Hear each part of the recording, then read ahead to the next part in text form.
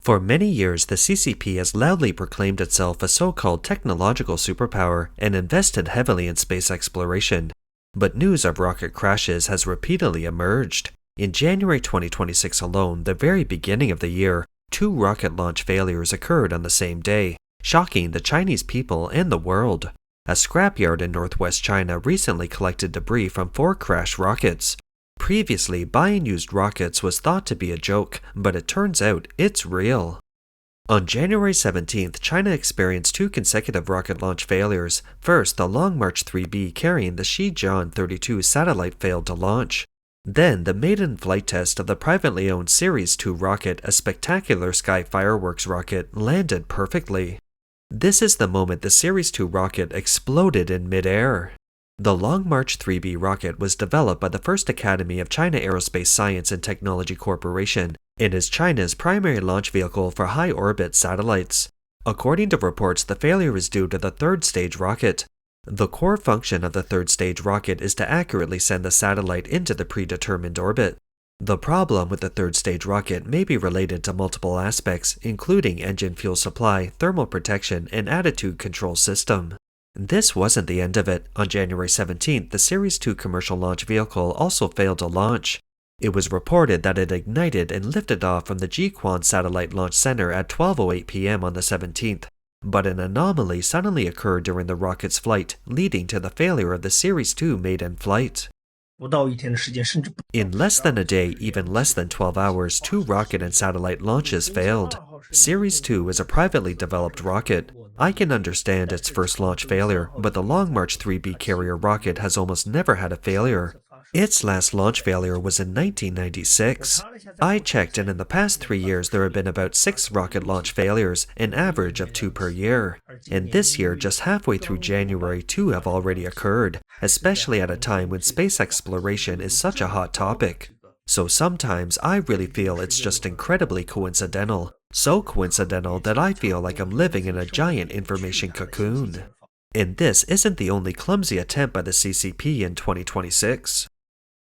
Chinese state media reported that at 22:16 on January 13th, the Long March 6A carrier rocket launched from the Taiyuan Satellite Launch Center in Shanxi Province, successfully sending the Yaogan 5001 satellite into its predetermined orbit. Only on the surface did everything appear normal, with the official Chinese video caption stating the launch mission was a complete success. However, according to a post on a self-media outlet yesterday, on the evening of January 13th, accompanied by 3 loud bangs, debris from the Long March 6 rocket used to launch the satellite fell in Liuyongbao village, Ningxia province. Villagers said the debris landed only 100 meters from the nearest villager's house. Oh dear, it hit the ground. Rocket. Does anyone know what this is? Rocket. It might have gotten the intended trajectory wrong. It was supposed to land at the sandy edge of Liuyongbao, but it landed on this slope. A video posted by the Ningxia netizen revealed that after the rocket boosters separated, they were expected to land at the sandy edge of Liuyongbao, but instead landed not far from Liuyongbao village and were later recovered.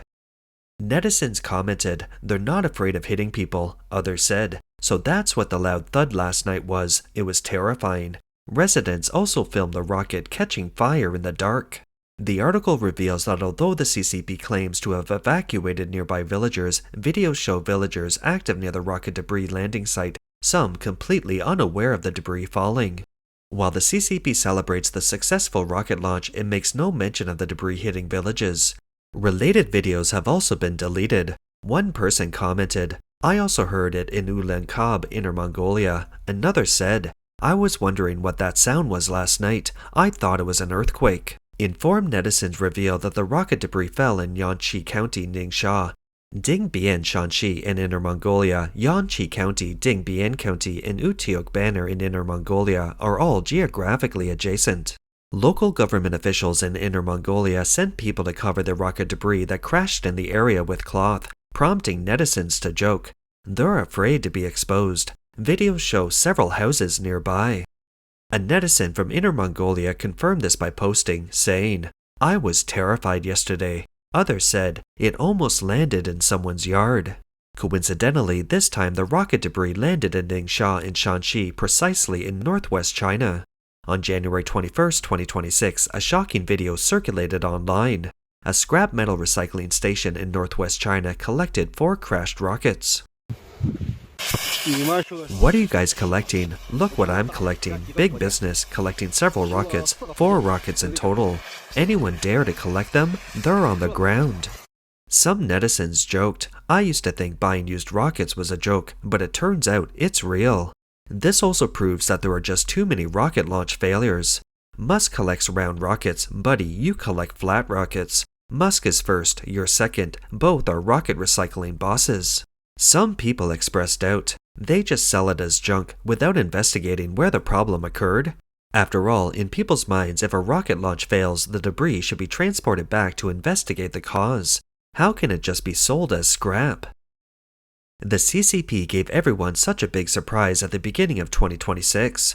Before that, at the end of 2025, the CCP already had a series of surprises. According to reports from Chinese state media on December 23, 2025, the Long March 12A Y1 carrier rocket was launched from the Dongfeng Commercial Space Test Zone in Jiuquan City, Gansu Province. The report stated that the second stage of the rocket entered its intended orbit. However, the first stage, originally designed for reusability, experienced an anomaly after ignition during the landing phase, failing to achieve a soft landing. The debris crashed near the Minchin recovery site in Gansu Province. According to preliminary analysis, this accident may be related to abnormal engine thrust adjustment or attitude control malfunction. This is the second time the CCP has failed to recover an orbital class booster in December 2025. Despite failing to achieve its key objectives, the CCP still declared the flight test mission basically successful, emphasizing that the test obtained valuable data, but remained silent on the details of the failed recovery. On December 3, 2025, Landspace's Juku-3 Y1 carrier rocket launched and the second stage entered its intended orbit.